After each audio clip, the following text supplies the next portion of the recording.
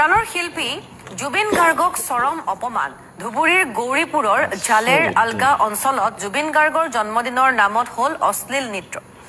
জীৱন জ্যোতি ক্লাবৰ উদ্যোগত আয়োজন কৰা সাংস্কৃতিক অনুষ্ঠানত এই নিয়ম নৃত্য দেখিবলৈ পোৱা গৈছে এই ঘটনাক লৈ তীব্ৰ প্ৰতিক্ৰিয়া ধুবুৰীৰ গৌৰীপুৰৰ জালেৰ আলগা অঞ্চলত ধুবুৰীৰ গৌৰীপুৰ আৰক্ষী ঘটনাস্থলীত উপস্থিত হৈ বন্ধ কৰি দিয়ে এই অনুষ্ঠান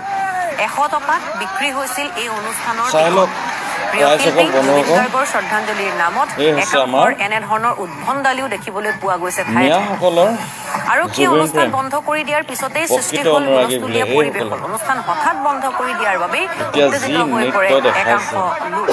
আৰু একাংশ উত্তেজিত দৰ্শকে লণ্ডভণ্ড কৰে চকীৰ লগতে মঞ্চৰ সা-সৰঞ্জাম এই ঘটনাৰে জড়িত এজনো লোকক বৰ্তমানলৈকে আৰক্ষীয়ে আটক নকৰাক লৈও চাঞ্চল্যৰ সৃষ্টি হৈছে